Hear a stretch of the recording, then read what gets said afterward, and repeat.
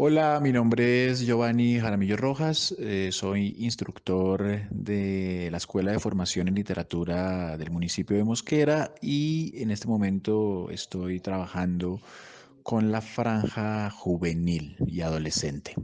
Un saludo. Hola amigos oyentes y lectores de Letras Resonantes. La Escuela de Literatura de Mosquera rinde este homenaje al aniversario número 30 del estreno de la película, la célebre película Rodrigo de No Futuro, una de las grandes cintas que se convierten en referentes no solo para el cine, sino para nuestra realidad nacional. Les cuento que además de ser director de cine, Víctor Gaviria escribió una antología poética entre los años 78 al 2003 que se titula Con los que viajo sueño. La pueden conseguir en la editorial de la Universidad Externado de Colombia. A través de su poética notamos una libertad, un respiro. Es una mirada desde la psicología propia que ejerce el director de cine antioqueño hacia su entorno, hacia esa juventud que se pierde, que también fue plasmada en las películas La vendedora de rosas, Sumas y restas y, por qué no, La mujer del animal. Hablando precisamente de La vendedora de rosas, por polémica que haya sido, siempre estuvo la defensa de la realidad, de cómo desde los bajos fondos la juventud se va perdiendo. Y a través de su obra poética, quiero que le demos una mirada a un poema que va un poco atrás, que se titula Otra infancia. Otra infancia. Las calles como brazos de un magnífico prestidigitador, de hermosos dedos y mangas relucientes, el niño caminando el mapa de este barrio con una atmósfera tan pura como la del más remoto lugar, extrañado y amigo de otros niños y del seco olor de prados que a nada compromete. Vuelvo a salir con mi hermano, una fiesta tranquila es todo esto, y en este aire florece el más tímido gesto. Salimos el alma misma a pasear, para mi hermano y yo. Reímos. Los arbustos de esta calle, las palabras que decimos y las horas son nuestro Padre. Nuestro queridísimo Padre es la hierba y el bello muro, olvidado y todo esto. Ahí está parte de la obra poética de Víctor Gaviria. Y también como una poesía un poco más sonora y haciendo justicia al punk que se destacó durante toda la década de los 80 y algo de los 90, vamos con esta canción de la banda Pestes que se titula Dinero.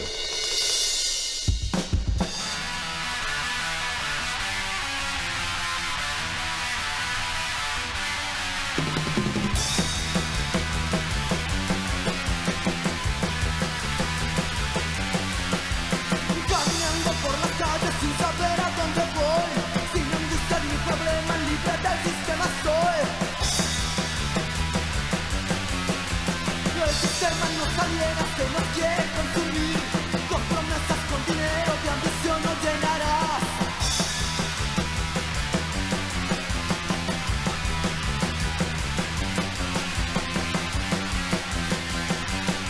Dinero, angustias, dinero, problemas, dinero, sistema.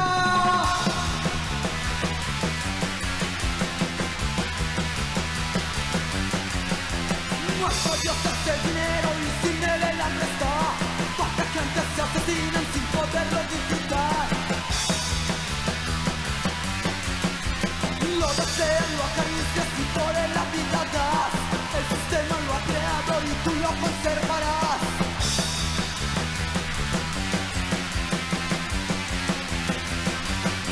Dinero, angustias, dinero, problemas, dinero, sistema.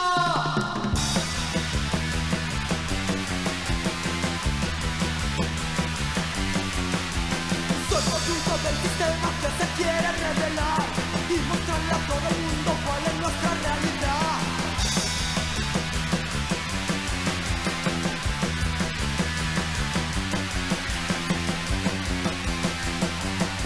dinero,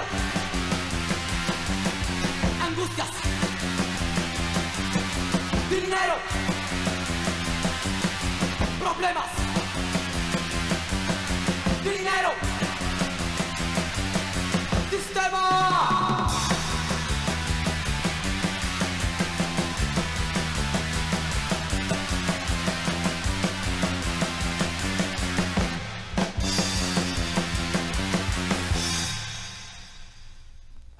Víctor Gaviria nace en 1955 en un pueblito del departamento de Antioquia. Víctor Gaviria hoy por hoy es uno de los directores de cine más importantes que tiene Colombia. Su estilo cinematográfico, su estética cinematográfica, muy particular, muy personal, ha adquirido un gran renombre también a nivel internacional. Recordemos que las películas de Víctor Gaviria siempre están dando vueltas alrededor de la pobreza, de la miseria, de la marginalidad, ¿no? Lo vemos en Rodrigo de No Futuro, su ópera prima, en donde un grupo de jóvenes marginales, digamos, no indigentes, pero sí personas empobrecidas, no solo económica y socialmente, sino también moralmente desposeídas, enmarcadas por un contexto de creciente violencia, se refugian en un género hasta ese momento novedoso y foráneo, digamos, que es el punk rock. En Rodrigo de No Futuro, lo que vemos justamente es un grupo de jóvenes que pretenden asumir el trozo de vida que les toca llevar a cuestas de la manera más digna posible, al no tener ninguna oportunidad de salir de esa lógica que les fue impuesta desde que nacieron, ¿no? De esa lógica social que se puede entender también como una suerte de vicio absolutamente cerrado. Medellín en esa época, años 80, estaba comenzando a vivir, o bueno, comenzó a vivir todo lo que ya hoy por hoy conocemos como la época del narcotráfico, del cartel de Medellín, una ciudad muy violenta que en algún momento llegó a ocupar uno de los, o el primer lugar dentro de los escalafones de las ciudades más violentas del mundo, ¿no? Una ciudad donde la muerte era el pan de cada día, donde el miedo se triplicaba y se cuadruplicaba a diario y donde de alguna manera era muchísimo más fácil o muchísimo más rentable morir que vivir. Este grupo de jóvenes fielmente retratados, porque Víctor Gaviria gusta mucho del trabajo con actores naturales. Prácticamente las películas de él, aunque son argumentales, se inscriben dentro del panorama, digamos, de la ficción. Tienen mucho también de documentales, tienen investigaciones exhaustivas, profundamente antropológicas, profundamente sociológicas, en donde no solo se intenta sopesar la realidad del individuo y cómo la sociedad lo aplasta, sino de alguna manera también se intenta generar un acercamiento sensible que le permita al espectador asumir que lo que está viendo hace parte de una realidad, pero no generándole algún tipo de distanciamiento o de repugnancia, sino que por el contrario lo que hace Víctor Gaviria desde el punto de vista estético y sensible es hacer que el espectador pueda sentir algún tipo de empatía con los protagonistas. El punk rock de esta manera es una suerte de excusa que utiliza Víctor también como para mostrar esa posibilidad expresiva que tienen los jóvenes en un contexto tan absolutamente denigrante, tan absolutamente excluyente y violento.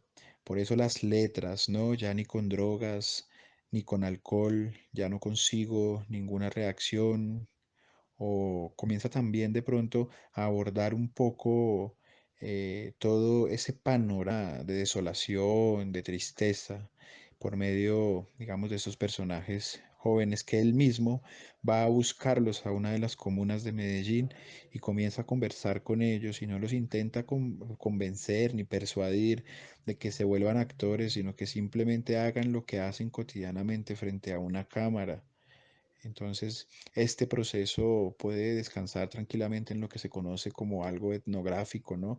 La etnografía como ese método que tiene la antropología para acercarse a lo extraño, a lo exótico, a lo que no nos es tan normal, que no nos es tan natural. Entonces, de alguna manera, la etnografía también, aunque no sea directamente un género literario, puede inscribirse dentro de una lógica literaria muy parecida a la que tiene la crónica, por ejemplo. Entonces esto es muy importante para poder entender la obra de Víctor Gaviria. Después, años después, se vino La Virgen de los Sicarios, perdón, La Vendedora de Rosas. La Virgen de los Sicarios es una novela que está basada, una película que está basada en una novela de Fernando Vallejo, que también retrata un poco cierta marginalidad de Medellín. Pero acá nos referimos es a La Vendedora de Rosas. La Vendedora de Rosas como esa película que también llega a Cannes, esa película que comienza ya a estructurar al genio cinematográfico de Víctor Gaviria, donde también se ven esos personajes que son estratosféricos muchas veces, que andan como en la luna, esos personajes que andan narcotizados todo el tiempo, como una fórmula de evasión de esa realidad tan compleja y tan difícil que les ha tocado vivir. Retoma ese motivo que es la marginalidad, ese motivo que es la pobreza, lo retoma, pero acá desde otro punto de vista, con personas que de muchas maneras intentan ganarse la vida y intentan de alguna manera poder salir adelante, como se dice coloquialmente, sin necesidad de seguir reproduciendo esos circuitos de violencia, pero finalmente esos circuitos de violencia terminan alcanzándolos diariamente, cotidianamente. Entonces es como una suerte de serpiente que se traga su propia cola y que deja encerrado el contexto y que los convierte realmente en un universo sin caer en la pornomiseria como ese concepto que también otros grandes cineastas colombianos, como los fueron aquellos que integraron el grupo de Cali, como los enormes Carlos Mayolo y Luis Ospina, recientemente fallecido, y a ese grupo al que también, digamos, ayudó a desarrollar un montón la gran leyenda literaria adolescente y juvenil colombiana y latinoamericana Andrés Caicedo, ¿no? Que se suicidó con yo no sé cuántas pastillas de Seconal el día que recibió su primera novela, que es una joya en la literatura colombiana, que se llama Que viva la música. La pornomiseria, el grupo de Cali genera ese concepto que de muchas maneras lo que indica o lo que quiere decir es como esa necesidad que tienen muchos científicos sociales o que tienen muchos artistas de ir a esos lugares marginales, de ir a los cinturones de seguridad de las ciudades a filmar la marginalidad, a filmar el dolor, a filmar la escasez y después lucrarse de pronto con eso, ¿no? Abogan por un acercamiento que sea mucho más sensible, mucho más estético, un acercamiento que sea respetuoso no solo con los personajes que están siendo filmados, sino que sea absolutamente respetuoso también con el arte, que se convierta en un modelo de reflexión, que la imagen permita al espectador también no solo adentrarse a la cotidianidad que está siendo retratada, ni sumergirse, digamos, de una manera emocional, sino que también le permita adquirir una suerte de distanciamiento a lo Bertolt Brecht, al el teatro del distanciamiento, donde se pueda generar algún tipo de empatía. Y esta empatía, digamos, es la que de alguna manera genera esa posibilidad que tiene el cine en este caso, así como la literatura, de permitirle al espectador asumirse, digamos, desde ese centro que viene a ser el arte, participar del arte directamente, generar un contenido propio y que la experiencia sensible le permita introducirse directamente en ese contexto que está siendo retratado. Entonces, no se trata de hacer películas que le permitan al espectador sentir lástima, sino que le permitan generar ese proceso de reflexión y ese proceso también de acercamiento a la realidad de una manera objetiva, directa y sin tapujos. Tal cual como lo pensó y lo estructuró aquel movimiento célebre italiano, el neorrealismo italiano, con películas de grandes directores como Vittorio De Sica, como Pierpaolo Pasolini, como el gran Rossellini, por ejemplo, o el mismísimo Michelangelo Antonioni. Un acercamiento muy objetivo donde no hay velos, donde se dicen las cosas o se muestran, se evidencian las cosas tal cual como son, sin ningún tipo de subterfugio. Víctor Gaviria recoge toda esta tradición.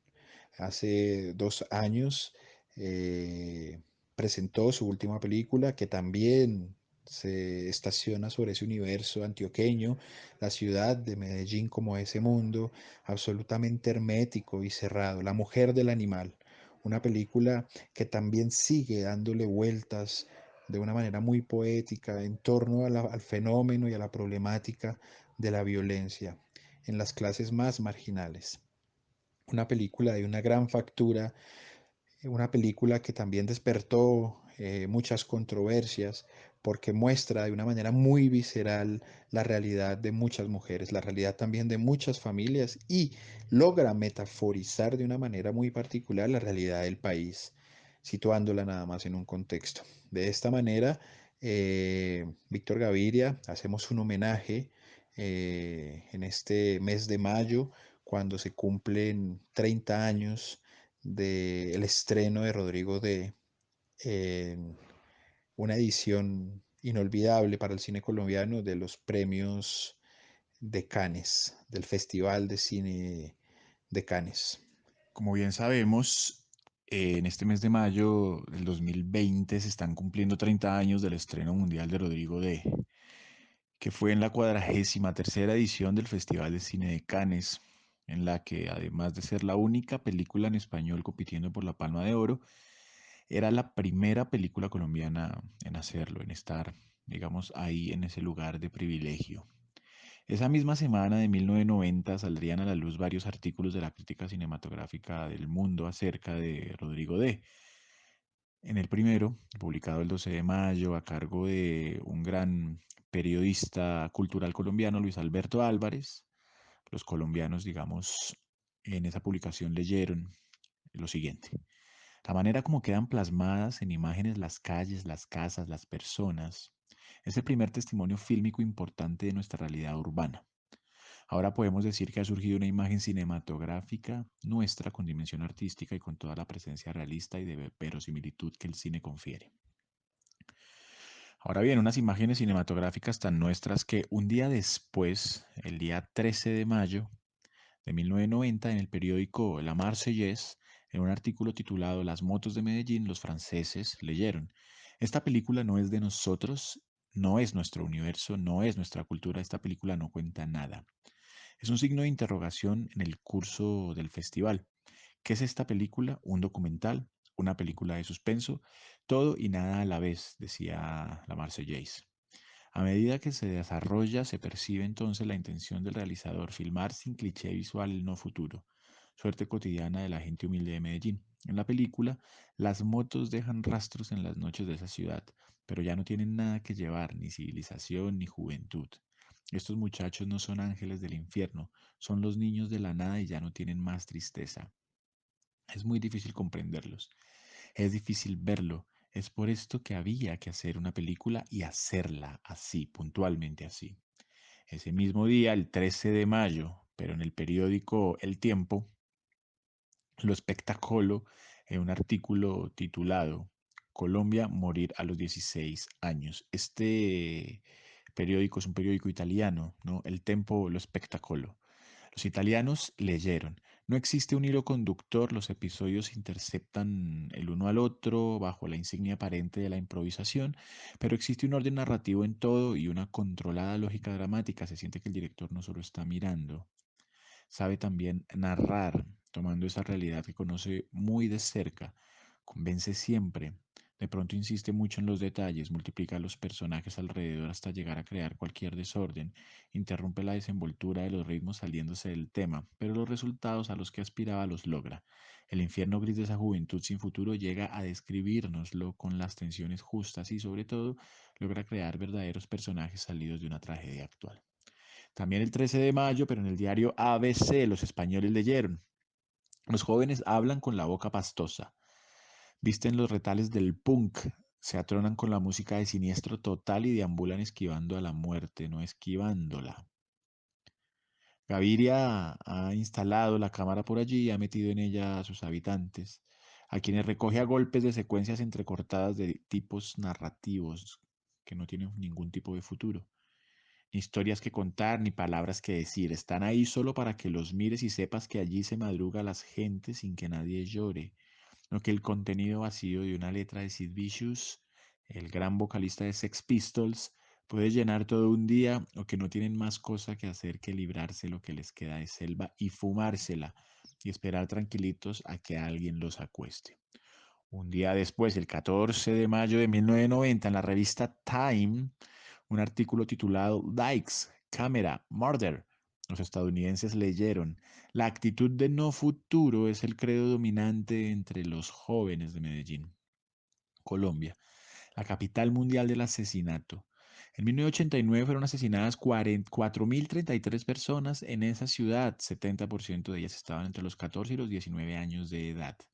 El 95% de sus victimarios, por su parte, no superaban los 21. Como deja claro el guión de No Futuro, los niños asesinos están emulando a héroes locales de Medellín como Pablo Escobar Gaviria. Ramón Correa, co-guionista de la película, dijo: Pablo Escobar comenzó robando carros justo como yo. Luego se convirtió en el jefe de todo. Él es nuestro modelo a seguir. 6 de los 9 actores principales han sido asesinados desde que se terminó de filmar la película en diciembre de 1986. Entre ellos, Carlos Mario Restrepo, quien murió el mismo día que Rodrigo D., fue aceptada para concursar en el Festival de Cine de Cannes, a manos de 3 adolescentes que le pegaron varios tiros en la cara con una escopeta recortada. Esa generación más joven, dijo Wilson Blandón, uno de los protagonistas de la película, está mucho más loca que nosotros y puede que tenga aún menos futuro por delante. Finalmente, un mes después de la edición número 433 de la legendaria Keijers du Cinema, los cinéfilos del mundo leyeron: si Rodrigo D. escapa a todo perfil tipo, es menos, sin embargo, por exceso de originalidad que por falta de estructuración. De cara a la rancia cotidiana de los jóvenes desesperados de Medellín, Víctor Gaviria no quiso jugar al golpe de las imágenes. Su película capta los estallidos de vida, a veces sin brillo, a veces violentos, a veces simplemente bellos. Una mirada, una luz, un sonido metálico de música punk, un pedazo de cielo, se llega casi a la abstracción, sin intentar darle impacto de flashes, recomponiendo lo real. Rodrigo D. es una película en bruto, una película que, más allá de toda organización metódica y eficaz del material, encuentra su cometido en la frontera de la contemplación y de la acción. Este extraño acercamiento del cine desorienta, pero por poco que uno se deje llevar por la corriente eléctrica de esta película, ella fascina como un viaje dentro de un nuevo fantástico. Víctor Gaviria tiene la franqueza y la sinceridad de no crear problemas demagógicos. ¿Cómo salvar a estos adolescentes? ¿Qué futuro construirles? Y de conservar una mirada personal. Él mira, él toma el pulso de la vida y a su manera, al revés de las cosas, él reencuentra el camino de las historias verdaderas que ya han sido contadas. Víctor Gaviria filma con una naturalidad que es la marca discreta de una verdadera naturaleza de cineasta. Bueno, un mes después, específicamente el 24 de julio de 1990, en un artículo publicado en el periódico La Prensa, Rafael Chaparro Madiedo, sí, el de Opio en las nubes, tal cual, escribía, entre otras cosas, lo siguiente: una cosa ha quedado clara con Rodrigo D. El cine colombiano no es lo mismo antes y después de esta realización. Seguimos. Un día antes, el 23 de julio de 1990, abriendo el séptimo Festival de Cine de Bogotá en el Teatro Col Subsidio, por fin se estrenaría Rodrigo D. en Colombia.